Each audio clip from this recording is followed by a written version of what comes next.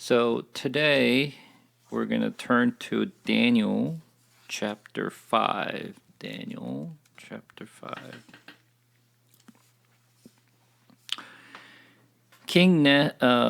Belshazzar made a great feast for 1,000 of his lord and drank wine in front of the thousands. Belshazzar, when he tasted the wine, commanded that the vessel of gold and of a silver that Nebuchadnezzar his father had taken out of the temple in Jerusalem be brought, that the king and his lord and his wives and his concubine might drink from them. Then they brought in the golden vessels that had been taken out of the temple, the house of God in Jerusalem. And the king and his lord, his wife, and his concubine drank from them. They drank wine and praised the gods of gold and silver and bronze, iron, wood, and stone. Immediately the fingers of a human hand appeared and wrote on the plaster of the wall of the king's palace, opposite the lampstand. And the king saw the hand as he wrote. Then the king's color changed, and his thoughts alarmed him. His limbs gave way, and his knees knocked together. The king called loudly to bring in the enchanters and Chaldeans and astrologers. The king declared to the wise men of Babylon, "Whoever reads this writing and show me its interpretation shall be clothed with the purple and have a chain of gold around his neck, and shall be the third ruler in the kingdom." Then all the king's wise men came in, but they could not read the writing or make known to the king the interpretations.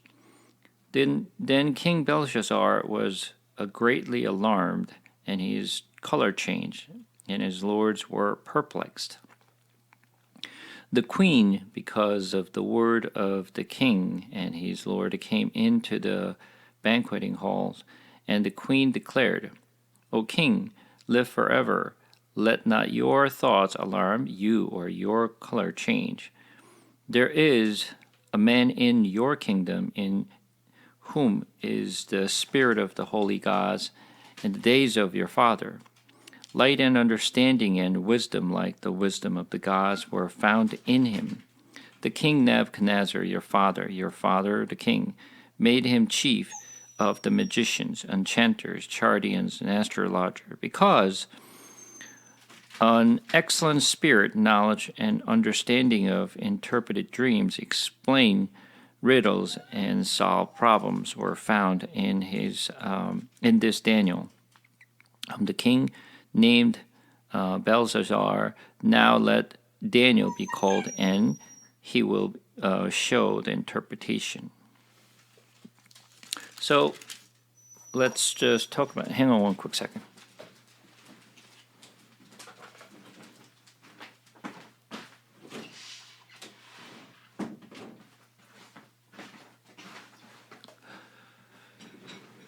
Right, this story that we're going to be reading in chapter 5 is the story of last king of Babylon. So what happened is they're having a banquet. This is actually kind of tells us how they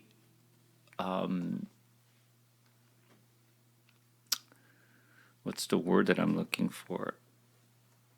The day they're actually having this banquet is the day that the Cyrus, the Persian, actually invaded into Babylon. On the day they came to attack the Babylon, they were having a banquet. They weren't really preparing for the battles against the Persians, which I'm going to talk about a little bit. But while they were actually just together, and they called all the officials and the governors and all the the the lords of the Babylon were gathered, and not only just the day came, but they actually brought their wives as well. So they were just having a good time and having a drinks. And while they're drinking, let's just bring some of the gold and silvers and articles that they brought from Israel. And they actually brought all these cups and vessels from the that they took from Jerusalem, and they actually drank wine from that vessel. And all of a sudden, the finger and hands that appeared, and they started writing a letters on the plasters. And obviously, he was just so surprised, and his just face turned like white, because it's not something that he has never seen before. It's just the human hands just to really appear out of nowhere and start writing a letters that he has no idea what it is. So he called out everybody and trying to understand exactly what the letter this hand is writing, but no one could read nor interpret what was written. While everybody's just like surprised to see what's happening, the queen actually came out and told the Belshazzar and said, like, don't be alarmed and don't be surprised, because you have wise men in Babylon who will be able to actually interpret it for us. And she actually called the Daniel to come out. And verse 13 says, Then Daniel was brought in before the king, and the king answered and said to Daniel, You are that Daniel, one of the exiles of Judah, whom the king, my father, brought from Judah. I have heard of you that the Spirit of God's is in you, and that light and understanding, excellent wisdom are found in you. Now the wise men, the enchanters, have been brought in before me to read this writing and make known to me its interpretation, but they could not show the interpretations of the matter. But I have heard that you can give interpretations and solve problems. Now if you can read the writing and make known to me its interpretations, you should be clothed with purple and have a chain of gold around your neck, and shall be the third ruler in the kingdom. Then Daniel answered and said before the king, Let your gifts be for yourself, and give your rewards to another. Nevertheless, I will read the writings to the kings and make known to him their interpretations. O king, the Most High God gave Nebuchadnezzar your father kingship and greatness and glory and majesty. And because of the greatness that he gave him, all people, nations, and languages trembled and feared before him. Whom he killed, and whom he kept alive. Whom he raised, and whom he humbled. But when his heart was lifted up, and his spirit was hardened, so that he dealt proudly, he was brought down from his kingly throne, and glory was taken from him. He was driven from among the children of mankind, and his mind was made like that of a beast, and dwelling was with the wild donkeys.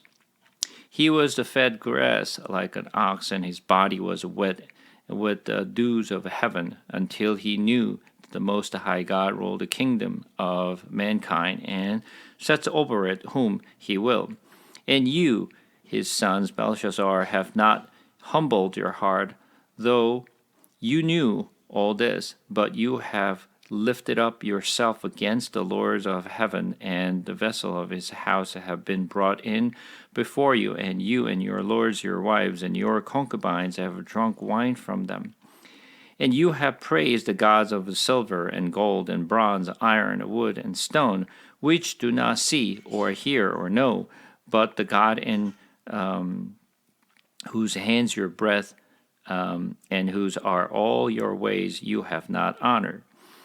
Then from his presence the hands was sent, and this writing was inscribed, and this is the writing that was inscribed: Mene, Mene, Tekel, and Parshin.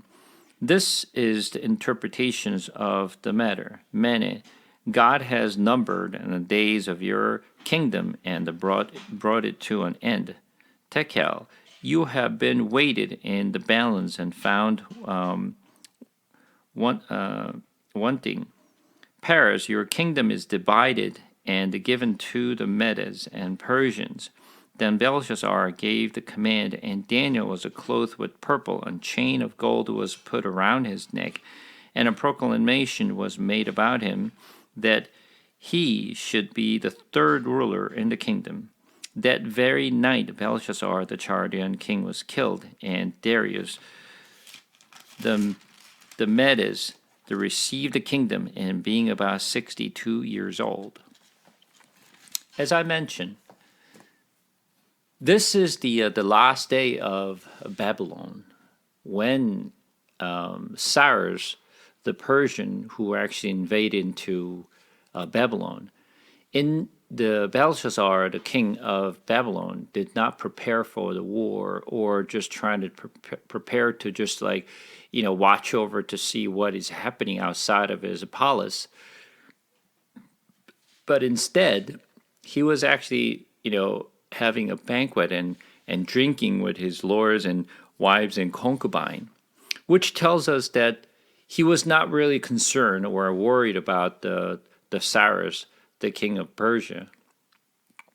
So he was very relaxed, and he was just thinking that he will not be able to just penetrate into the Babylon palace, because as I told you before, Babylon had a very, very strong the fortress that no one could even dare to even thinking about actually invading into the Babylon, because many of the other country tried to actually even come close to the Babylon. They could not even penetrate any of the areas in Babylon, because Babylon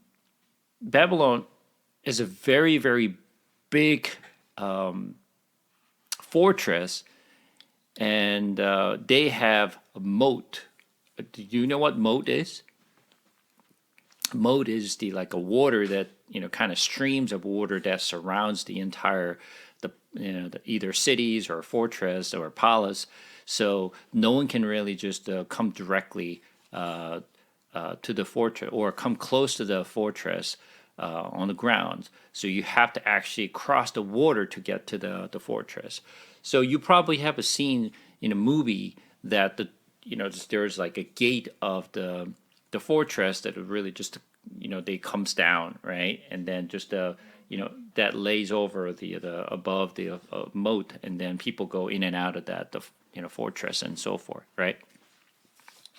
So they were very confident that no one could actually just come near to a Babylon empire. So while they're actually having those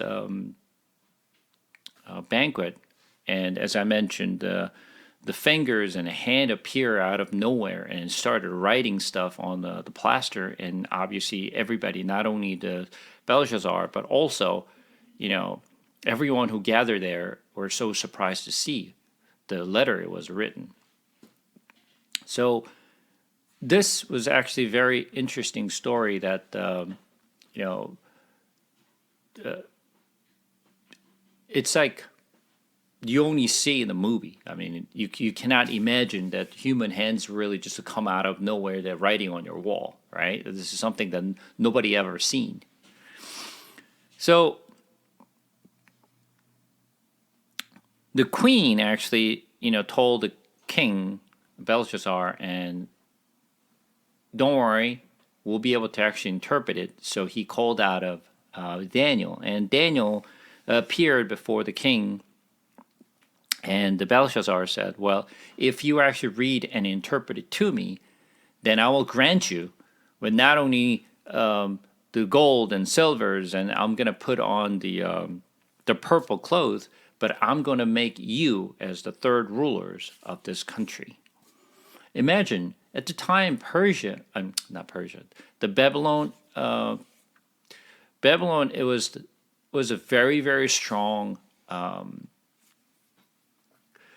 kingdom. So becoming a third rulers of that whole kingdom is like you become a king. Literally, that's what it is. But Belshazzar was literally wanted to give that kind of authority to Daniel if he could interpret it. I don't know whether he was he knew what he was talking about or not, but he just willing to give that kind of power to Daniel. But obviously, Daniel had no interest. I don't need gold. I don't need the silver. I don't need any of these. You could keep it. But I will tell you, I will give you the interpretations. And what he started is God gave the control and God gave the authority for the Babylonian and Nebuchadnezzar and you to actually rule over this country. Not because you're strong, but God actually granted this power to the Babylonian. And as you know, your father, Nebuchadnezzar, was actually, he was so pride, but God actually struck him down that, he was actually living like a wild man for 7 years and he came back. So he humbled after and he praised the Lord who actually just granted him the authority and the power to rule over the kingdom. But you, even though you know this story, you actually go against your father Nebuchadnezzar's, and you became proud. But not only you just getting proud, but now this time what you did was you brought all the vessels from the Lord's temple, and you poured the wine, and you drank from it and enjoyed, and you made literally just the fun of God's the articles. Because you have not humbled yourself, God is going to literally strike you down. So what it means is that Menemenet Tekel Parshan means, well, you're waited and waited, and you waited short. You did not really make it. So God will actually, give this Babylonian Empire and hand it over to the Persian. And after he heard the interpretation from Daniel, well, as I promised, I will grant you all the gold and silver around your neck, and I'm going to put on the purple clothes, and I'm going to give you the power to become a third ruler of this kingdom. But that night, the very night, obviously he went to bed, and that's the day that entire Babylon was actually just fallen, because the Cyrus, the Persian, who invaded into the Babylon and completely destroyed. So this story, everybody knows. I mean, this is probably the most famous story of Daniel, so everybody knows what happened. But today, I'm going to talk about some historical fact of this story. So we're going to just kind of like compare it against what really happened in the in human history, at least what is recorded in human history, versus actually what we see in the Bible, and how this is really related, and whether this is actually true or not. That's something we're going to just talk about it. Before I actually go on, I'm just going to talk about a few things before we actually go over. So I'm going to share a few things here, if I can find it.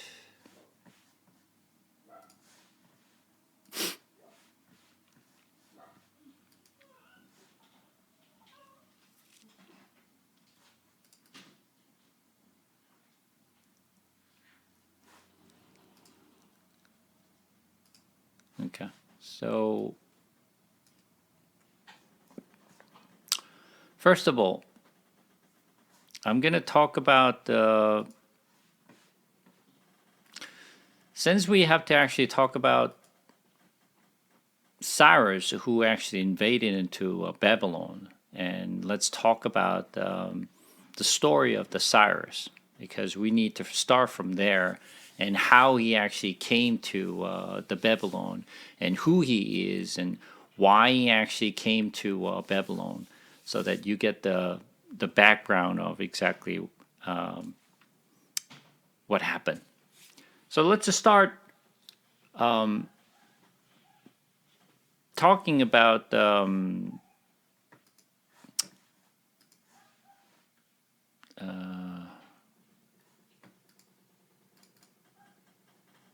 try to find the map.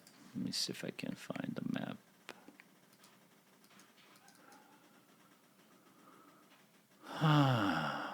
Okay, let's take a look at this map for a second. Hey, Yeah, can I ask you a question before you go to Cyrus the Great? yeah. The So here it says that so after Nebuchadnezzar, it's the king Belshazzar. Belshazzar, But yeah. yeah, when I look at other just to check historical fact, it seems that the child that succeeded Nebuchadnezzar was not that name, although Belshazzar was named one of his children. I'm gonna go over all that stuff. So we're gonna go over all that fact. All right. So let's take a look at the map here first. So this is the time of Neo-Babylonian Empire, when Babylonia was ruling the Middle East, the area here. So there are several big the kingdom was ruling in this regions. So as you can see on this a map, you see this the Egypt was ruling this little light pinkish colors in this area, from down here for left of the Africa, Tebes and Memphis and Gaza. So this particular light pink color was ruled by the Egyptians.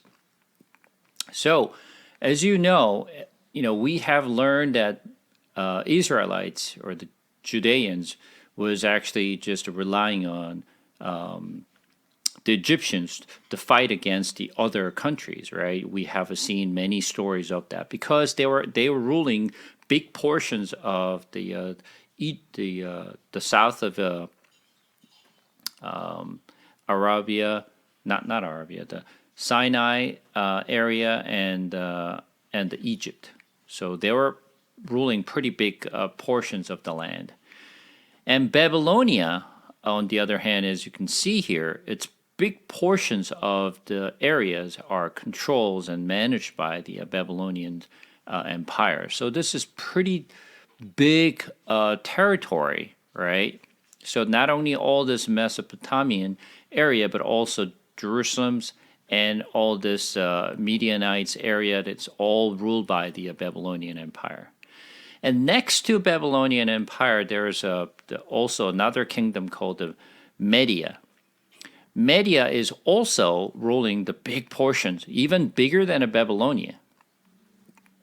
All right. So as you can see here, the upper, or towards the eastbound of the land, is all managed and ruled by the Media. So this is pretty big. So as you can see here, you see this Persia here, right here. You see my cursor?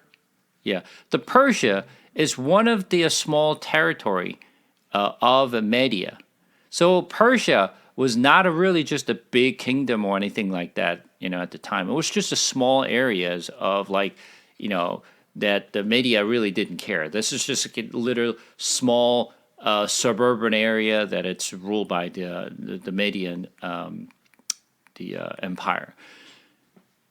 You will probably hear Ekbatana, or the Susa, or Elam, because this is the area that Media was actually literally just to have all their kingdoms and big palace, and Ecbatana or the Susa or Elam.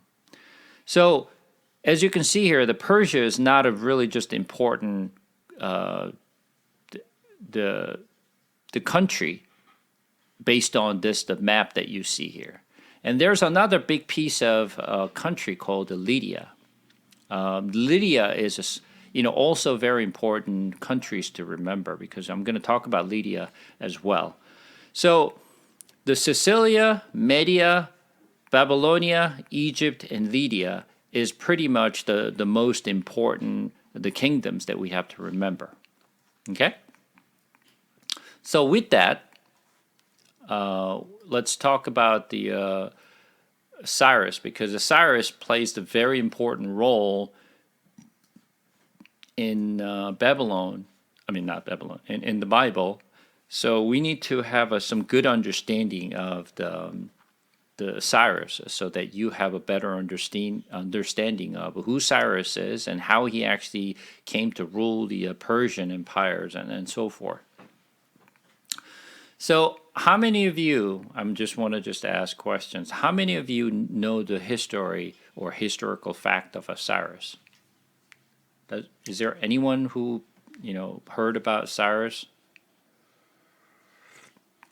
A little bit? Other than Bible. Okay. Okay. So let's talk about the Cyrus.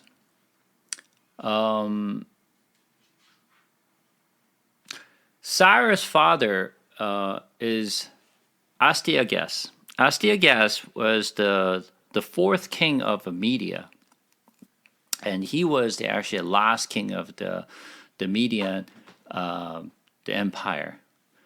And Astyages actually had as a daughter, and one day Astyages actually had a dream in his bed, and the dream that he had was his daughter Mandane, in his dream, of course, his daughter Mandane was actually was a peeing. She was a peeing, and her pee was covering entire regions of Media. So every land was merged into the Mandanes, his daughters, the urine, literally. So he just woke up from that dream and said, like, what is this dream? So we actually, he called the astrologers and wise men from his the kingdom, and then he told us dream, and I said, what is this dream about? Can you just interpret it, what this means? And the wise man said to Astyages, and he said, King, I think in the future it seems like your the grandson that it's going to come out from your daughter is going to rule the entire Media. And when he heard that, the interpretations from the wise men, and said, that cannot be. The next king who's going to rule the Media cannot come from my daughter. It has to come from my son. But at the same time, he did not have a son. Well, we'll talk about this a little more. But he wanted to actually have the son to really just ruling his country, because when you think about it, let's say if his daughter's son started to ruling, his daughter marries to another country or the other area. So it's really direct, bloodline, right? He wanted to have his son's line to continue to rule the Media, not from her, not from his daughter. So he wasn't really feeling good about the dreams that he had, and he didn't like the way the wise men interpreted. So, but it was a dream. So what are you going to do? So there's nothing he can do. So, but he wasn't too pleased with the interpretation of the dream. So what he did was, I have to do something. So what I'm going to do is I'm going to just have my daughter Mandane to marry to the man who is actually ruling the very small, tiny countries called Persia, which is a suburban area which has nothing to do with the powers or anything, right? So what he did was, as the guess, it was actually sent his daughter and married to the small town or the small city called Persia, and the guy who was ruling that particular region was actually, his name was Cambyses, Cambyses the First, and he married to the Mandane. So he was thinking, since I actually sent my daughter over to the small country called Persia, I don't have to really worry about, my daughter's son's going to be actually ruling this media. So he was actually feel comfortable at this time and said, oh, I'll be fine. But not later on, he had another dream, which is a second dream. This time, when he actually had a dream, what happened was his daughter, again, Mandane, there was like the root or the vine came from her womb. And then he started to grow out of that, that vine that came out of her, his daughter's, the womb, and then grew out and covered the entire region of Media. I don't like this dream. So he called the wise men again and said, what's going on here? What is this dream about? Tell me. And the wise man said, Dear Lord, I think your daughters must have a son now. She conceived a son. I think the son who's going to come out of your daughter is going to rule this entire region of Media. He said, this is not good. This is not good. So actually, I sent my daughters over to a small, the city called the Persia. Now she conceived a boy, and now the boy is going to come out from my daughter is going to rule my kingdom, and he's going to take over my kingdom. No way. So what he did was, he just started the plot. See what he has to do. What he did was, he called his daughter, Mandane, come over, and he said, daughter, why don't you come to the Media? Since I heard you actually conceived, a baby, so now why don't you just come and take care of yourself? I will make sure that you and your child is taken care. So the reason that he actually called his daughters to come to the Media was because he wanted to kill his grandson when he comes out. So he called the daughter to his kingdom and kept Mandane in near his kingdom. So days are near that his daughter is about to actually deliver the child. So he actually called. He's one of his officials. His name is Harpagus. Harpagus, he ordered the Harpagus and said, I'm going to give you a very, very important assignment here. You cannot fail this mission. This is so critical that you cannot just, miss this. So the Harpagus said, what is the mission, Lord? And it said, you have to keep this, very, very, quiet and secret. You cannot share this information with anybody, but now I'm going to tell you that when my daughter actually deliver a child, you take that child and you kill my grandson. So when Harpagus heard it, he said, what? Kill your daughter's son? That's impossible, Lord. But he said, nope, I'm giving you the missions. Then Harpagus said, she's going to kill me. No, it won't happen. I will protect you, making sure nothing will happen. So your mission is to making sure that kill my daughter's a child. So when Harpagus heard this, the mission from his king, he was literally shocked. He said, "What am I supposed to do?" Because what happened is, let's assume that he actually killed the grandson. What if he became a king, or what after Astyages died, and then if she became a queen, she's going to kill me. So one way or another, he was a threatened.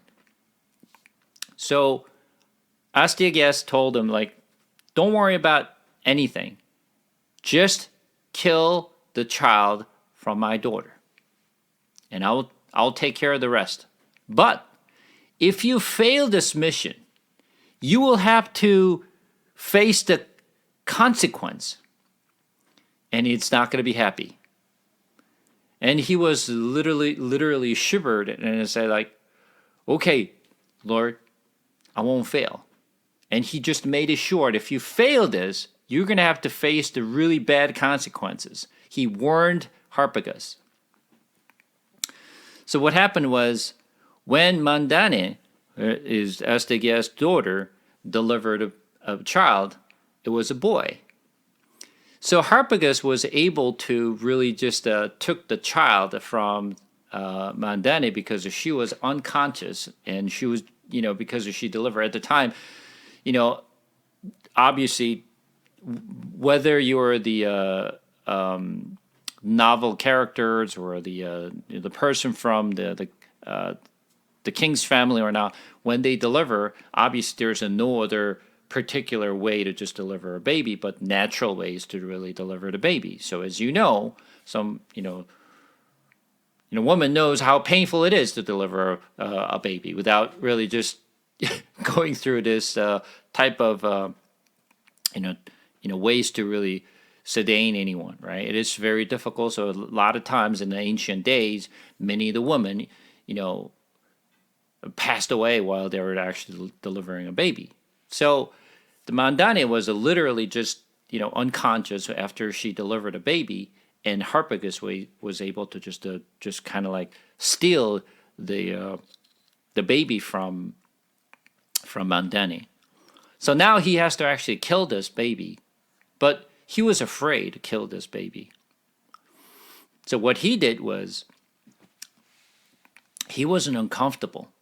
So he ordered his man from his house, and gave that son, the Mandane's son, over to him, and it said, take this child, kill the child, and bury it in the outside of the city. His name was Mithridates. So Mithridates actually took the baby, and then of course he has to kill the baby. So imagine, even though it was ancient days, killing the baby is not something that you happy to do so, right? So what he did was, he was going to actually kill this baby, but he went to his house. But that same night, when he actually took the baby home, that same night, this Mithridates' wife also had a baby. The same night. But the Mithridates' wife, after she delivered a baby, it was a baby boy. but the baby boy came out dead. So Mithridates' actually baby died as the baby, coming out. So when Mithridates actually brought the baby home, and then he was actually just to, bring all the tools or the weapons that he was going to actually use to kill this baby he brought, and his wife saw the baby that his husband brought in, and she asked, "What is that baby?" "Oh, I cannot tell you too much about this baby, but I have to kill this baby." And Mithridates' wife said, hold on, hold on. Don't kill this baby. And they were actually having discussions. Well, obviously, you can kind of guess what the conversation is going to go. So what they did was they decide, because Mithridates' wife cried to his husband and said, "Give me that baby. And why don't you just take this baby that our baby is already dead, and why don't you bury this baby and as if this baby was killed?" And they decided to really just to keep this baby the Mithridates brought to be actually raised by his wife. So they just kept it secret, and they actually, buried his own baby outside the city. And he reported it back to the Harpagus, and he said, "The Lord, I have killed and buried his baby." And Harpagus said, "Show me."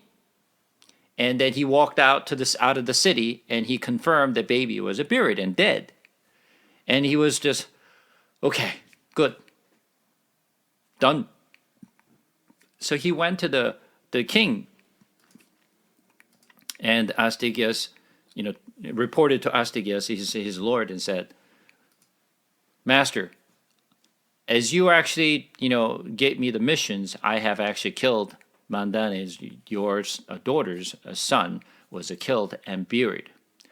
But after he heard this news to Astyages, even though he's the one who actually gave this order and missions to Harpagus to kill his own grandson, he wasn't really feeling good, because still, he did this because he didn't want to give his own kingdoms to his daughter's son.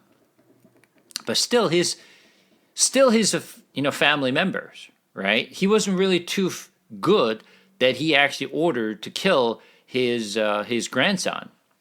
So he wasn't really feel good about that he actually killed his grandson. So he was regretting that he actually gave this order to the Harpagus to kill his own grandson. So now everything was done, and the Astyages said, "Well done." And then, Mandane heard the news that his son was dead. Because, as I mentioned, when Mandane was really just unconscious, and then she didn't see the baby. So they just heard that baby was dead, so they buried it. So Mandane did not know anything about, what happened to his own child. So she was so, sad that his boy, came out dead, although it was not. So she thought his son was dead. And after she recovered, and then she went back to Persia. And then years go by, almost like 10 years gone by. Cyrus was actually, grown up from Mithridates' the family, as if he didn't know who he was, because he was just raised from the Harpagus, the herdsman's, the family, and they never told who he is. So his wife, the Mithridates, actually gave him a name, Cyrus. Cyrus actually came from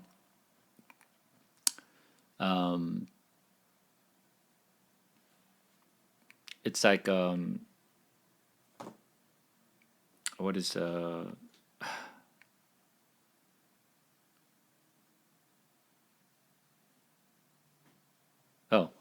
the Cyrus means it's like a wolf. I guess back then they thought the wolf was cute. I I don't know why they were thinking this is the wolf is cute, but they just actually gave the name he's Cyrus because it's oh cute. A wolf is very cute. So that's how they named him Cyrus. And when Cyrus grew up, and he was different than other other boys in the town. So the way he actually did was actually he was very different from the rest of the child. So they were just playing the games with the played with the other kids of the town, and then whenever actually he was playing with the other childs in the town or the cities, he always played as the king. And the rest of the kids were like, the officials of the his own kingdom. One day, he ordered his another child to do something, and the other child has said, "I don't want to do this." And then what Cyrus did was, "You're actually not obeying my order. You're not obeying the order." So he actually beat that guy, the boys, so bad. But unfortunately, that boy, that Cyrus that beat him up, was one of the high officials, a son. So when he went back home, he told his father, I said, like, Cyrus beat me up so bad, look at me. And he's just told his father. And father was, of course, was so upset. It's like, who would dare to even beat my son, my precious son? So he was actually just went to the king, and he complained about the kids playing this kind of games in the city. And Astyages heard the story from this high officials and said, "What kind of boy is this, like playing this kind of game? I want to see who this guy is who this boy is. Call the boy in." So actually Cyrus was brought into the kingdom because Astyages wanted to see who he is. As soon as the Cyrus walked into the kingdom, Astyages saw him and was surprised. You look like my daughter. It's like, something's fishy here. Something's not right. But he didn't say a word, and he called the boy. "What's your name?" "Cyrus, king." "Why did you actually beat up this boy?" And Cyrus said, he was never bowed down before the king and said, "King, my lord, as you are the king of this Media, what would you do if your officials disobey your order? What would you do?"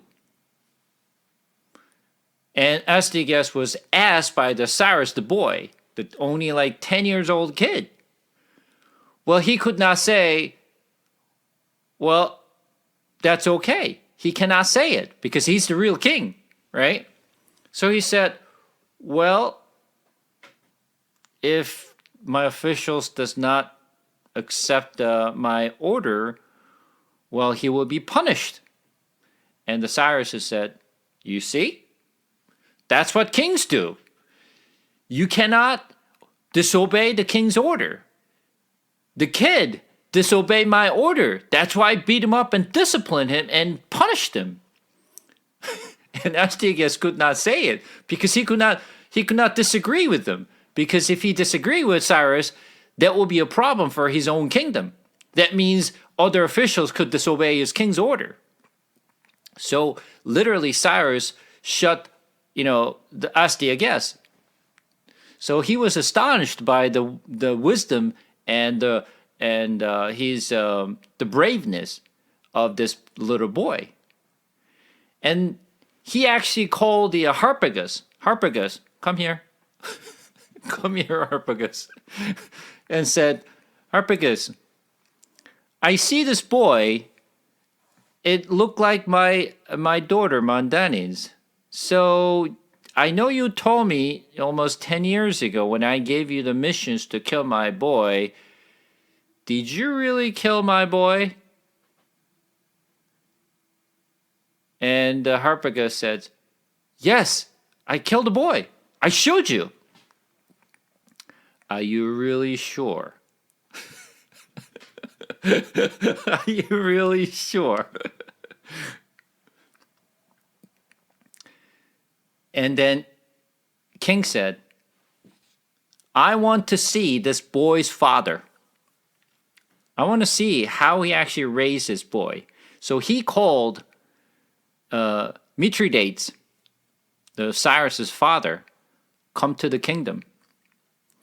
And he literally, it's just called, and obviously Mithridates was so, feared before the king. And the king asked, is this your boy? Yes, king. Are you sure is this boy is your son? Yes, king. If it is not, if you lie to me, you know what will happen, right? And obviously he was like feared, like, oh, king. I'm sorry. This is not my king. This is not my son. And he told everything what happened before the king, because he's risking his own life, right? And that now he realized that Harpagus did not kill his grandson.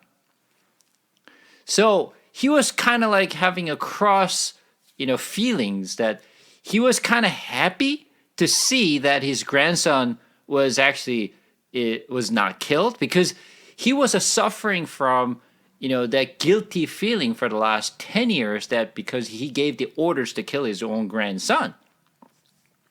So he was actually happy to see his grandson is alive, but at the same time, what if this boy is going to take over my kingdom? What if he's going to really do something about me? So he was having a little bit of like the mixed feeling about this boy, the Cyrus. And then one day, Astyages was having the feast, and he called Harpagus. Harpagus, come and join us the feast. And then he actually brought lots of officials, and it was a big banquet. And he called Harpagus and he said, Harpagus, you have a son, right? He said, yes, king. Why don't you just have him come and join this party? And Harpagus was happy to bring his sons to really meet his king. So he brought this the son to his king, and they were having a conversation. So the Harpagus was very happy, because Harpagus was one of the right hand man. He was one of the he was the kind of like helping the king to rule the kingdom. And he wanted to making sure that his son also have a good relationship with his king, so that later on when he grows up, then he also have a very important positions within his kingdom. So while they were having this conversation, and Harpagus had to go somewhere, and then later on they were having a big banquet, and everybody was gathered. They were enjoying the parties. And they had all the the meals in front of their tables, so they were actually having a great the meal. And that evening, when they were actually having those meals, and Harpagus, a plate was a little bigger than other people's plate, and so he was wondering, so why my plate is a little bigger than other people's plate. And he said, well, I guess he was pleased about what I'm doing for him. So the king came to Harpagus and said, Harpagus, enjoy the dinner. I think you were actually the great the man and what you have done is really great for me. So when they actually, having a meal, and then he opened the plate, and he was just, was a lots of the meat was in there, so he was eating lots of meat. And the king came over to Harpagus and said, "How do you like the meat that you're eating?" "Well, it's great. I'm enjoying it." "I hope you really enjoy it." And then while he was actually eating, and then underneath of the stuff, the meat that he was eating, when he lifted it up, what he found was his child head in his hands, and his child's body was in there. Literally, what he was eating was his own child's. That's what King had prepared for Harpagus to eat. And imagine how Harpagus would have felt when he found out he was eating his own child meat. So he was so shocked, but he couldn't say a word because he wasn't in front of the king. Because if he say anything to the king, obviously he will be killed as well. But you could imagine how disgusted it was and how upset he was, but he could not express his feeling, his sadness. He couldn't say anything. So the king came over to him and said, "Did you like the meal?" And obviously, Harpagus couldn't say a word. So you could imagine the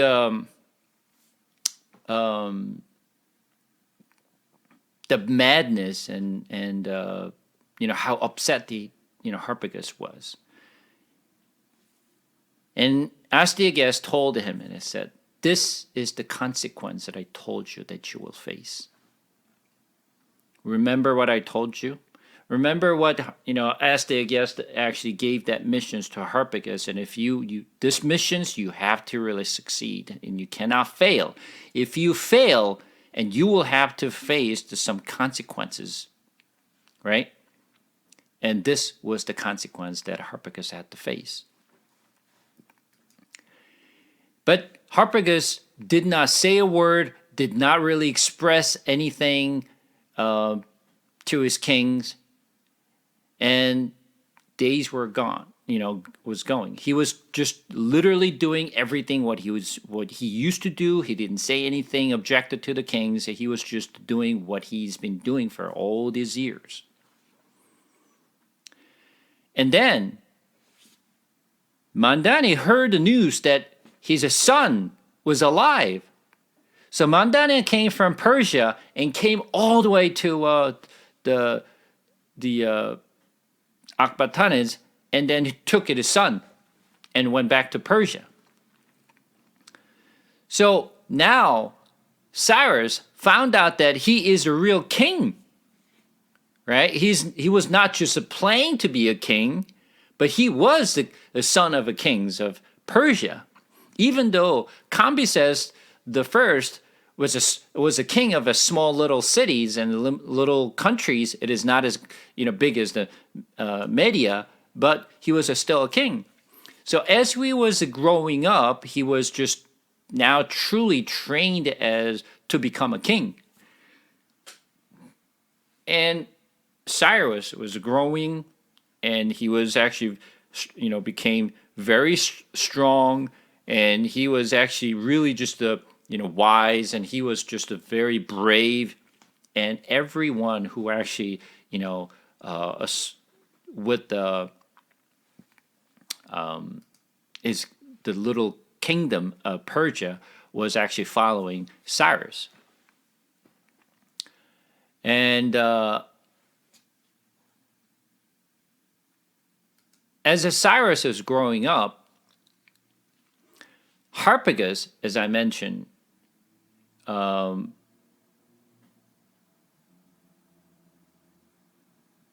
he was actually waiting for the revenge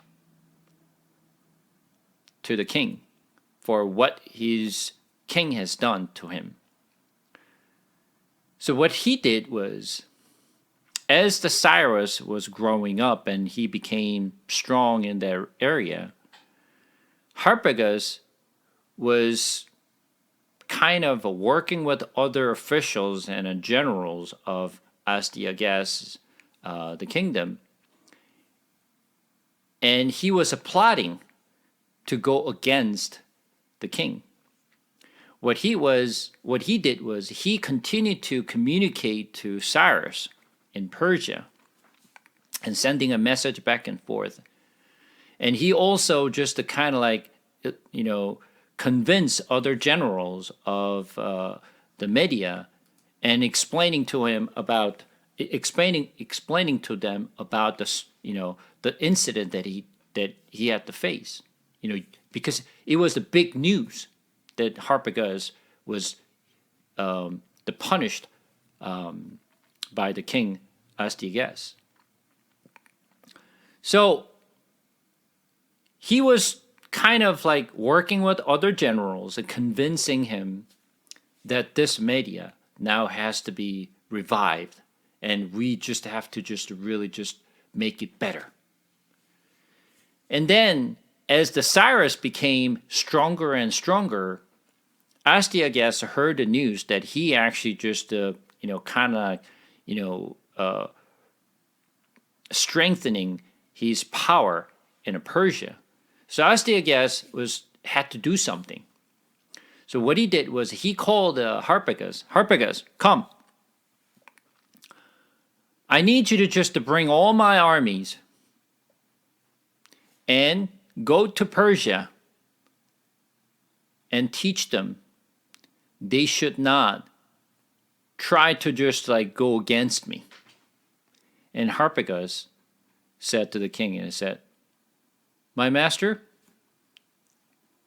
if you appoint me as the leader of this mission, I will make sure it gets done. Okay, Harpagus, why don't you take the whole army and go to them, teach them. So Harpagus literally became the leader of the whole missions, and he became the controller of the whole mission. So everybody had to just follow his order. So Harpagus, when he became the leader of the missions, he sent a letter to Cyrus, and it said to Cyrus, Cyrus, as we have communicated all these years, which I told you, what we need to do is I'm going to come to you with all the armies of Media. I'm going to really join forces with you to go against the Media. Prepare. So he sent a letter to Cyrus. And when Cyrus saw that letter from Harpagus, he was happy. And Cyrus, he actually called all the young men of Persia and said, all young men, come to me. And obviously he was the prince of that, the kingdom, so everybody listened to him. Now, I want you to do this. Tomorrow, when you actually just come to the kingdom, I want you to just wear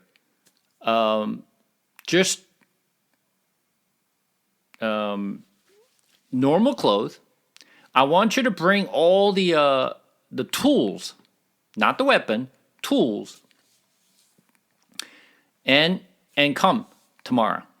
So all the young men of the Persia actually came to the palace and wearing just a normal clothes with the tools. When I say tool is for to just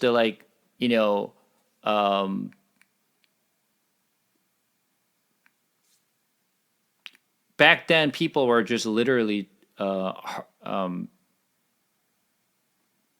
the groundwork to just the seed, to spread the seeds and stuff like that. So all day, all the young men who came to the kingdom, Cyrus made them work all day, laboring, just digging up the ground and spread the seed So put the rocks and moving over to other places. So all the young men who came to the kingdom, they worked all day. And at the end of the day, all young men was so exhausted. Oh, do we really have to work this hard? And I said, yes, you have to work.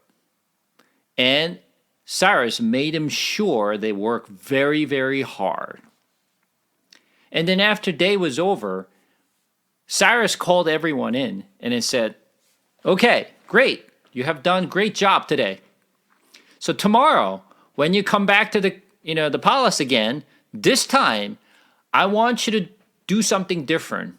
Tomorrow when you come to the city and to the kingdom, I want you to dress up as nice as you could possibly dress up. And make sure all the men, you cannot come alone. You have to bring a woman with you. Make sure you dress up nice, the best as you could. And make sure you bring a woman with you. So all the men who worked very hard today, next day, when they came to the palace, they were dressing up nicely, and they all brought the woman from the town. And Cyrus offered a big feast. Everybody was gathered. They were having a nice meals, and a drink was available. Everyone was having a fun times. After the day was over, and then he was as most of the people were like literally just drunk, and Cyrus in the center, and he spoke. He gave this speech to all the young men who were gathered. And he sat to the young man and said, "The man of Persia,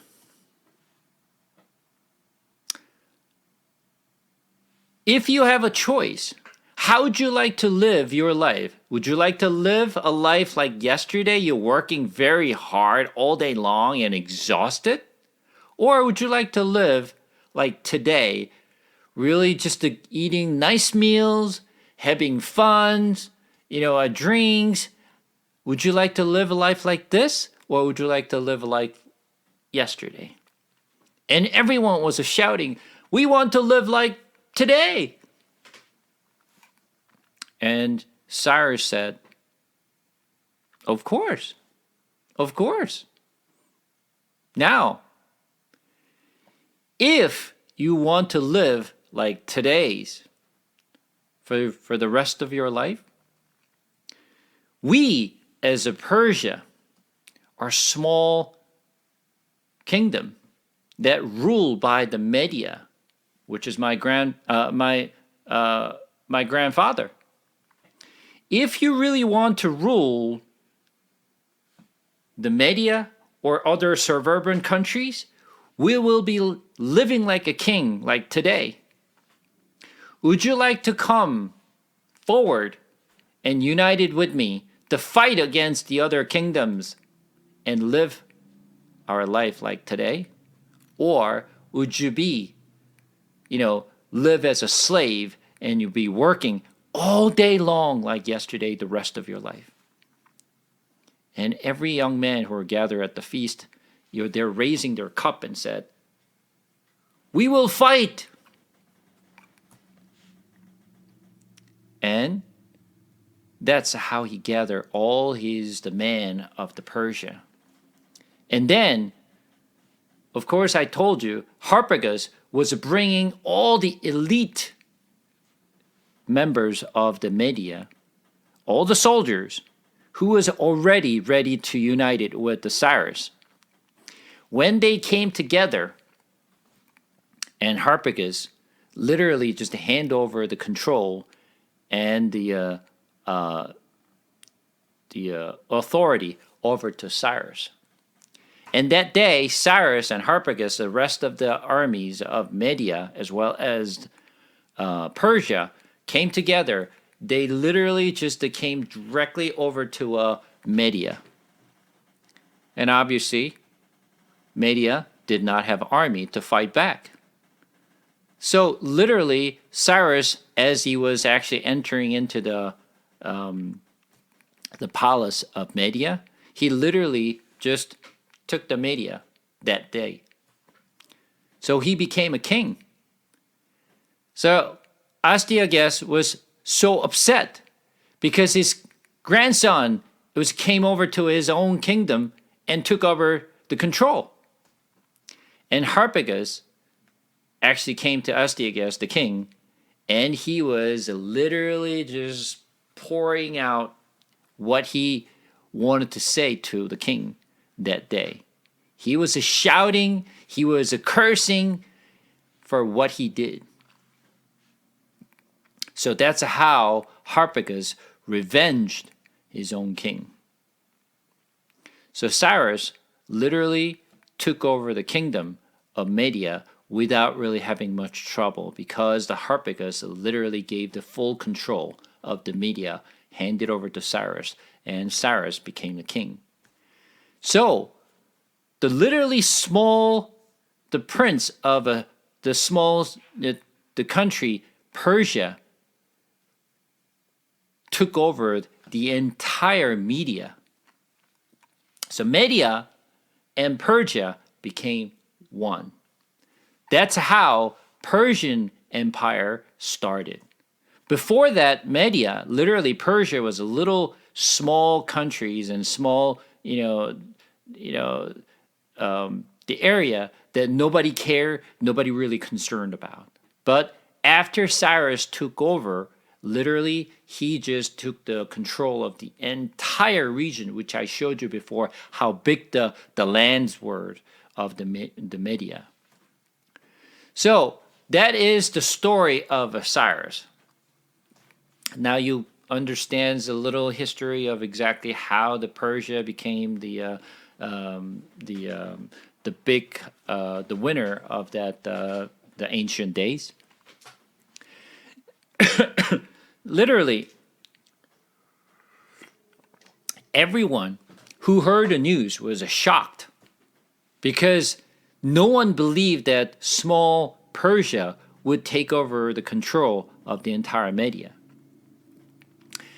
However, remember I actually showed you that the Lydia is also very important, the countries that we have to remember. So, now I'm going to talk about Lydia for the next story. The Media story is also interesting, and it's important for us to also remember. Why is Lydia is important? Because once again, Lydia it's a separate kingdom. It is not part of the Media. It is not part of the Persia. All right, it was a completely separate, the kingdom. The Lydia was a very, very rich the kingdom. In Lydia, literally just silver and the gold, it was so popular, and Lydia is the country who actually made the very first the gold the coin. And I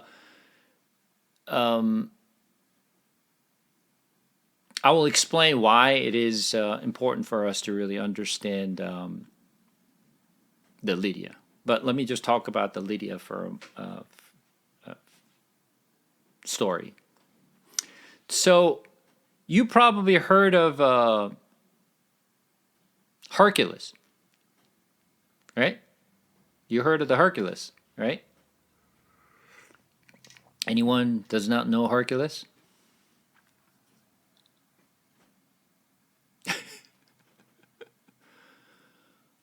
Hercules that you see in the Greek myth, the most powerful guy. You don't know who Hercules is? Okay. Lydia, the dynasty, this is where the Hercules came from. So the Lydia dynasty was controlled and the rule by the Heraclids, the dynasty. And then Heraclides was the ruling the Lydia at the time, and the last king of the Heraclides, the dynasty, is the king's name was the what's his name?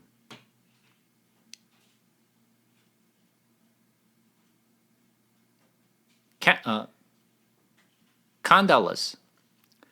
Condalus was the king of Sardes.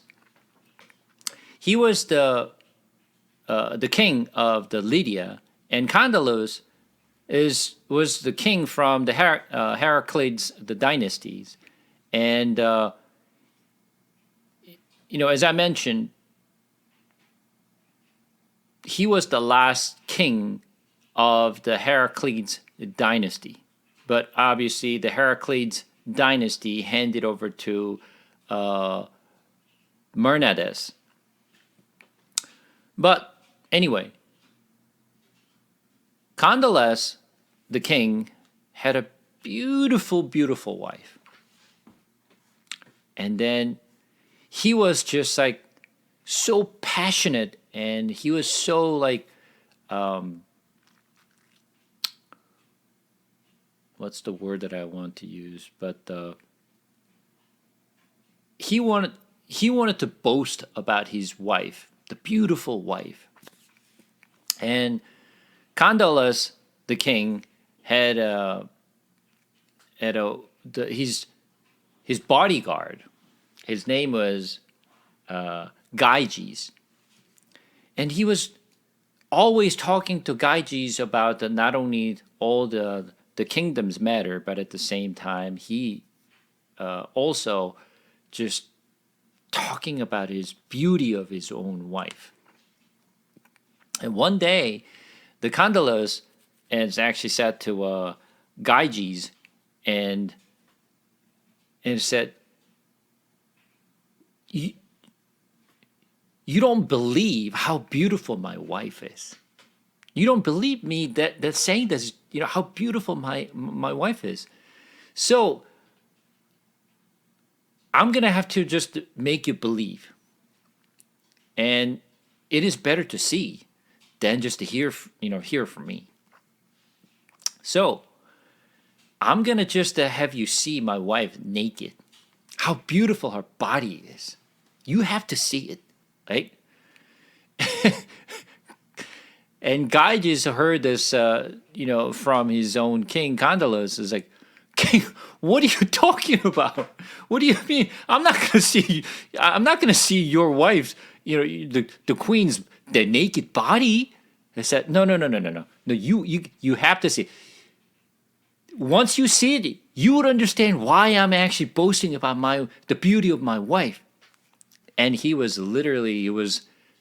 Guy just was in horror, so hearing like, King, this is an improper suggestions you're giving me. It's it cannot be done. I cannot look at your wife's naked body. If she finds out that if I have seen her, I'll be killed. I said, no. Don't worry. You won't be killed by me or my wife. And Guy Jesus said, don't threaten me. Why are you threatening my life? And I said, no, I'm not threatening your life. I just want to show you how beautiful my wife's body is. You have to see it. And what Condalus said, listen, here's what we're going to do. Tonight, you're going to come and follow me to my bedroom. I'm going to leave the door open, okay? And when you come to my door, you stand behind the curtain, and there is a big chairs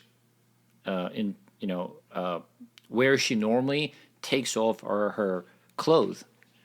So you stand. I'm going to leave my bedroom open. You come before that curtain, and while my wife is take off all her clothes, watch how beautiful her body is. And then after she take off all her clothes and then walk towards my bed, now then that's when you run and escape out of that room. He said, because the king is insisting him, he cannot deny, because if he just disobey his king's order, obviously he know what would happen. So he said, I will just follow your order, but just please do not trap me. And I said, don't worry, you will never be trapped. And my wife is not going to do any harm. She will never know that you have seen her body. Okay? So this plan is just perfect and it's fine, so don't worry.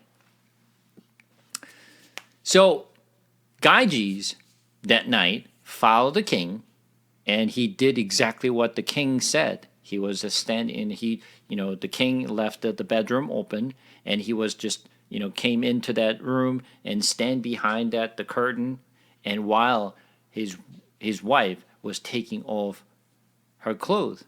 And surely, as the Gyges watching the queen was taking off her clothes, and he was shocked to see how beautiful her body was, as the king said. And he was literally just lost himself, like for a moment. Wow, really, she's beautiful. While he lost his mind watching her body, he actually missed the moment that he's supposed to actually escape out of that room while she was walking towards the king's bed. So he actually missed that moment. Said, whoa, I have to just get out of this room. So while he was actually slowly walking out of that room, Queen saw him walking out of the door. The queen did not say anything. Next day, he called Gyges. He called into the queen, and the queen said this, "What did you do?" And Gyges said, "What do you mean, queens? What did I do?" "You came to our bedroom and you saw me naked." And literally, Gyges was sweated because I'm dead.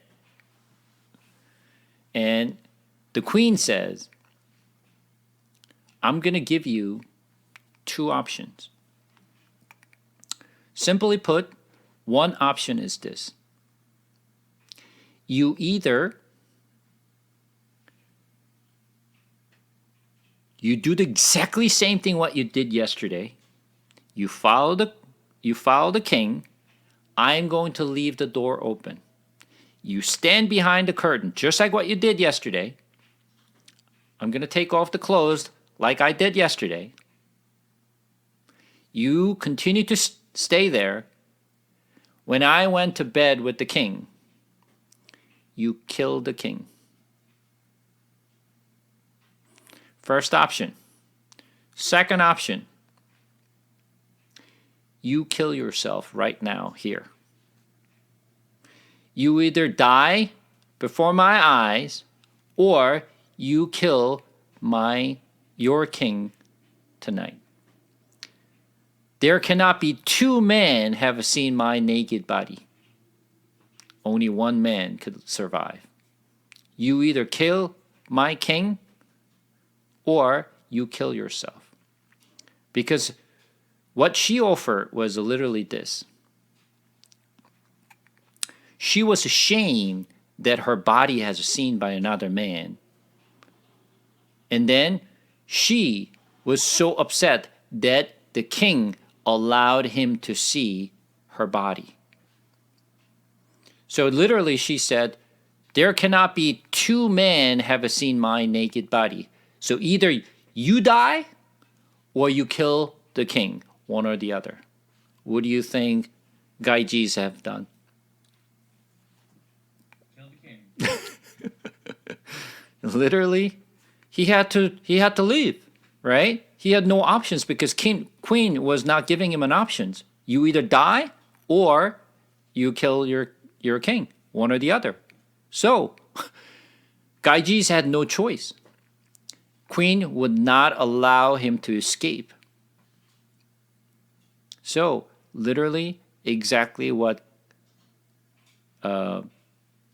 Queen said. Gaijis that did exactly what the Queen says. He followed the king, and she this time left the bedroom door open. The yesterday was the king left the bedroom door open, but this time the queen left the bedroom door open, and Gaijis actually went into the room with the knife. And then when king and queen went to bed, literally Gaijis went and killed the king, Astyages. Not Astyages, Candalos. So that's how the Heraclids, the dynasty, was literally ended. When you think about the history, it's like, is that really how it ended the dynasty? Even with the story of the Cyrus and story of this the Candalos, it was just so literally so funny how it ended, right? But after Gaijis had killed his king, Candalos, and obviously all the people of Lydia did not, really just endorsed Gaijis to become a king. So at that time in ancient day, obviously they have to get the oracle from the Delphos to endorse, the Gaijis was, appointed as a king. So literally, the queen already did send all the gold over to the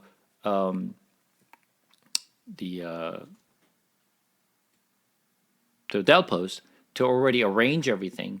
And Delphos, the woman, says, well, Gaijis supposed to be the king of the Sardes and Lydia, and that's how he became a king. And after Gaijis became a king of Sardes and Lydia, he had the son, and his son had another, the son called Croesus. Croesus became a king of the Sardes and Lydia. And as I mentioned, Lydia was a very, very rich country. And because they're very rich, every countries and all the surrounding country really just wanted to just invade into Lydia. But the Lydia had a very strong army as well. And when Cyrus took over the Media, which I showed you before, the Media and the Lydia was kind of like connected each other. And when Croesus heard the news that Cyrus took over the Media, and Croesus wanted to just to fight back to Cyrus become he actually attacked him. So Croesus said, I will teach him a lesson.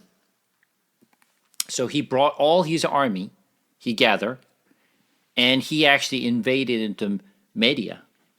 And obviously Cyrus had to really just to fight against the Lydia. And they were having a war between the Lydia and Media. And while they were actually just fighting, they were kind of like, was not really either Media or the Lydia was the winning, but little bit Lydia was a little bit just weakening their side. So Croesus said, pull back. And then he pulled back the armies of Lydia.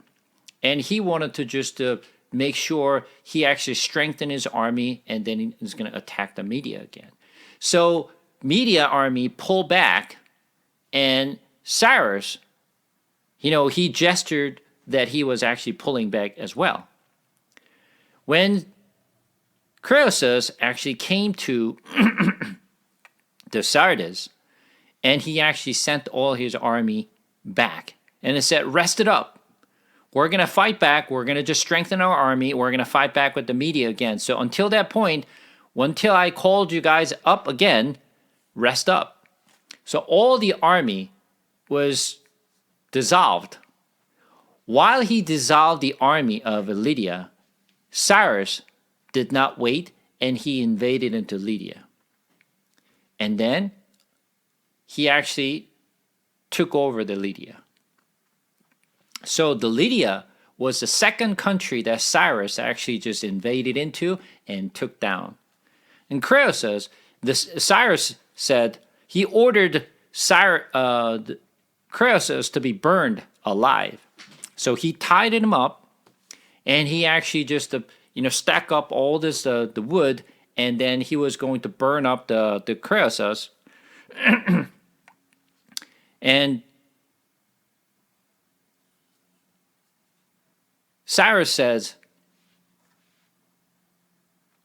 "Work for me." And he said, "Hell, no way that I'm going to work for you." I said, "Okay, if that's what you want, well, you'll be killed."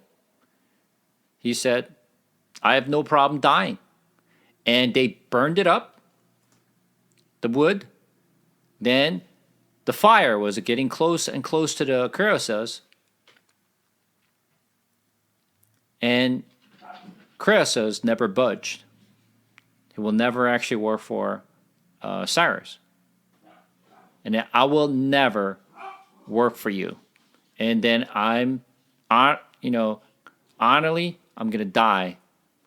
And then Cyrus said, "Stop!" And he put off the fires. And he actually just brought the Cyrus back to Cyrus and he said, "I'm sorry. I respect you. And I want you to be free. I will let you leave."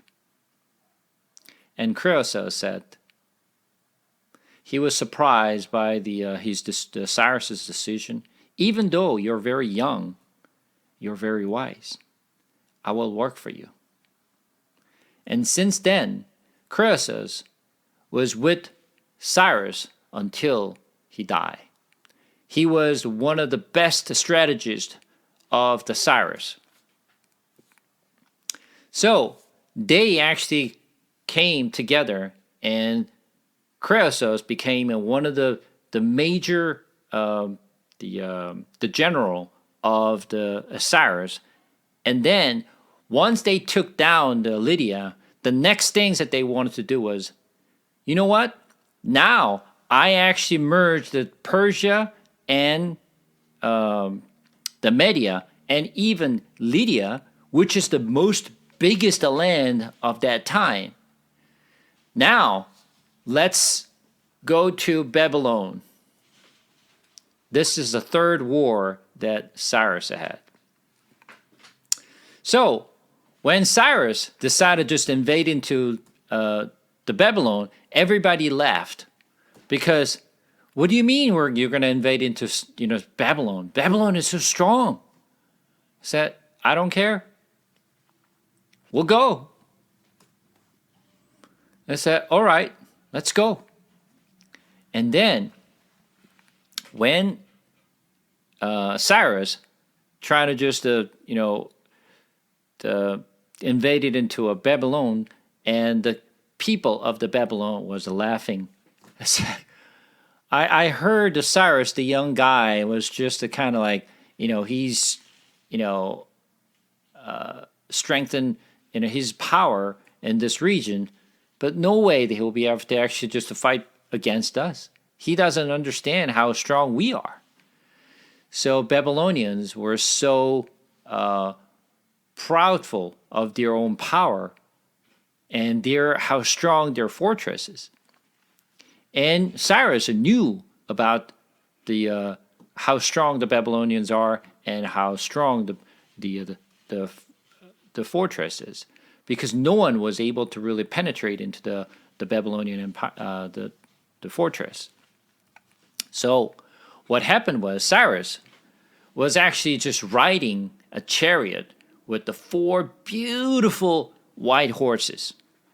He was just like invading into the Babylon with the beautiful horses with the beautiful chariot as if he was showing up and I am the king of Persia and Media and Lydia. Let's go. And then, as I told you before, there's a Tigris River was actually flowing over that area. And as I told you before, the moat was actually, it is actually receiving the river. The river is flowing over to that moat. While Cyrus was going across that river, one of the 4 white horses that he was riding drowned and died. One of the horses, out of 4 horses that he was riding, one of the white horse was, drowned into the river and died. And Cyrus was so upset. It ruined his style. It has to be like 4. You ruined, the river has ruined my style. So he was so upset that he said, it cannot be done like this. He was so upset. And he ordered his army and he said, I'm going to split this river and I'm going to remove these rivers out of this. So what he did was he ordered his army to put the soils and what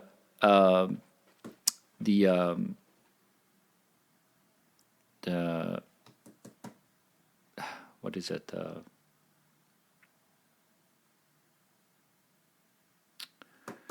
Oh my God. But anyway, he was just going to pretty much put the soils onto the river. So what he did was he split it, the stream, into like 100 pieces. So what happened? The water is supposed to flow from the river into the moat. But because he closed and he splitted the rivers, the water was not flowing enough to the moat. And what happened was the moat that was surrounded the Babylonian fortress, there is a gate was shown up because to reduce the amount of water that flow into the moat. So they found the gate, not through the normal gate that they enter into the fortress, but they actually found the gate under the water that was hidden in moat. And that's how the Cyrus and the people of Media and Persia enter into the city of Babylon. And that night is what we have seen, this Belshazzar, which they did not expect it, because he didn't expect that they were going to just split the river, right? So they did not expect that. They thought that they were going to just enter into the normal gate. But that's not how they got into the Babylon, the fortress. But rather, they actually just, because the water was reduced and gone down, the other gate that was there under the water opened it up. And that's how they enter into the city and the fortress.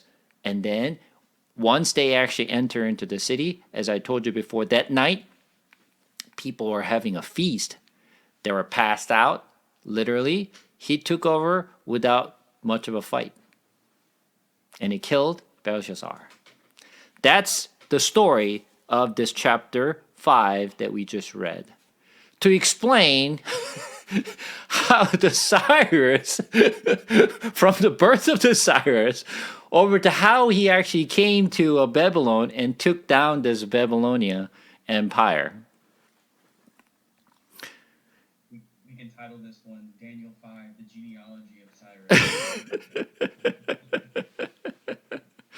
So, going back to the story of Belshazzar, which is the question that Amy asked.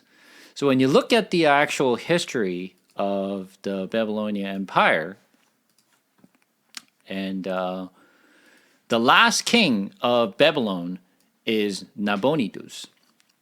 So let me share my screen.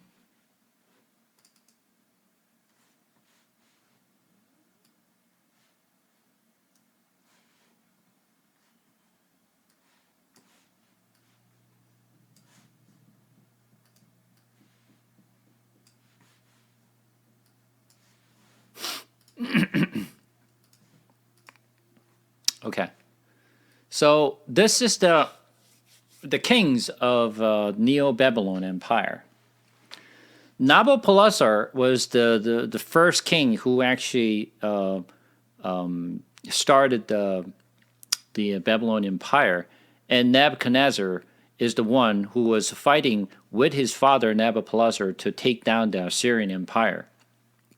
After he took down the Assyrian Empire, Nebuchadnezzar, as I mentioned, he's the real the king of the Babylonia, and Nebuchadnezzar had one son and two daughters. Evil Merodach, he was the son of the Nebuchadnezzar, and he has two daughters. And two daughters had obviously married to another man, right?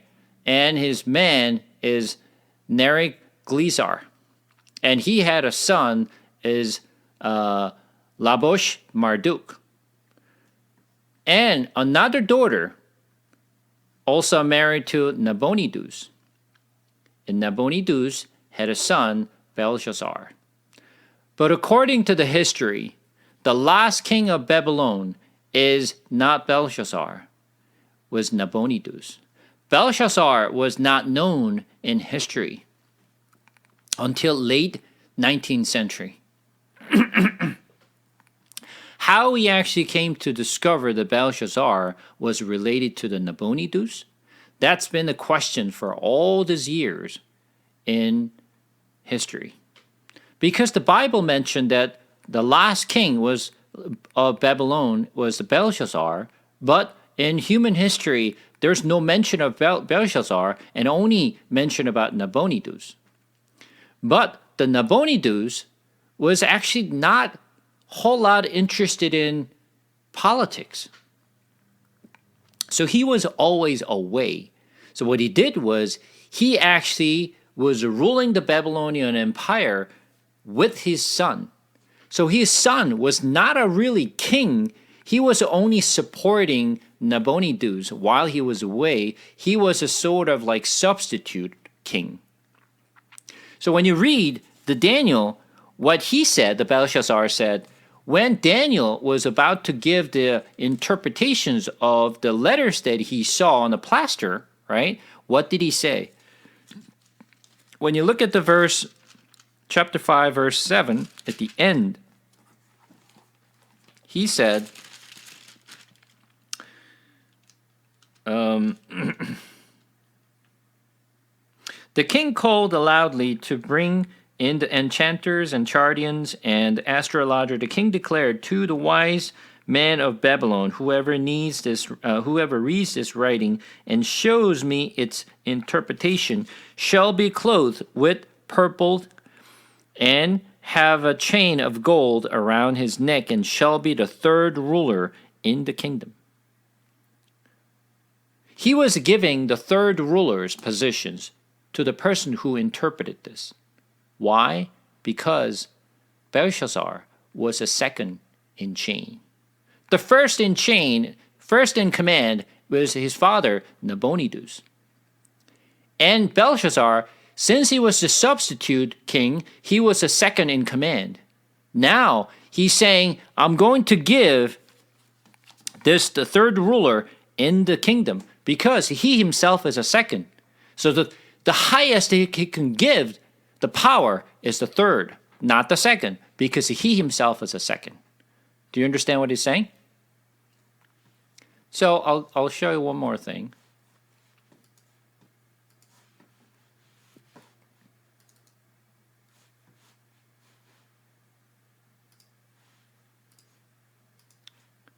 Okay, this one is similar to like what I just showed you. Nabopolassar, Nebuchadnezzar, and Evil-Merodach, and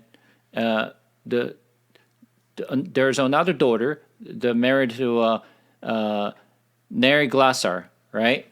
And Labashi Marduk, and Nitocris. Well, what is the Nitocris? Or Nitocris? What you saw before was what? Nabonidus, right? Where's the Nabonidus? What is this, the Nitrocris? this the Chris is the daughter of Nebuchadnezzar, who married to Nabonidus. So when you actually look at the Daniel chapter 5, verse 10, this queen is Nitocris. That queen is the Nitocris, which is the wife of Nabonidus, the king. Does that make sense? So how did we find this out? Okay, so I'm going to share that information.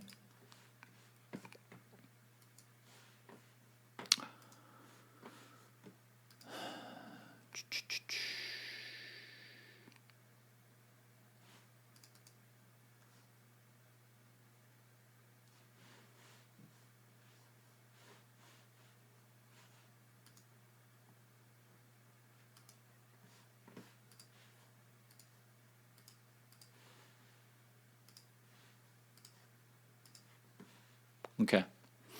This is the Nabonidus cylinder from Ur. This is actually one of the many cylinders that they actually discovered by the archaeologist. Okay? And this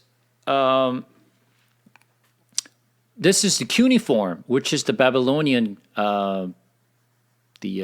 the characters that they actually record in the cylinder. So Nabonidus, the cylinder from Ur, was discovered in late 19th century. And when you actually interpreted the characters recorded in this Nabonidus cylinder, some of the sections of that letter says this: "As for me, Nabonidus, King of Babylon, save me from sinning against your great Godhead, and grant me as a present a lifelong of day. And as for Belshazzar, the eldest son, my offspring." This is first time they actually, the archaeologists and as well as the historians, realized that there is the Belshazzar, which was the oldest son of Nabonidus, was discovered. Until this cylinder was discovered, no one knew the existence of Belshazzar. So they actually, many of the historians in the past says it's all lie. This is the error of the Bible. Because there is in human history, there is no Belshazzars, as Nabonidus was the last king of Babylon. And they did not believe until this Nabonidus cylinder was discovered in late 19th century. So now the mystery has solved by the things that people have found in history. As I mentioned, just because the human history does not, the record does not mean did not happen.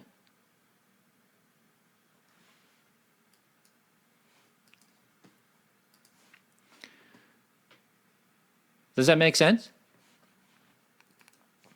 So, I want to show you some interesting fact. Oops.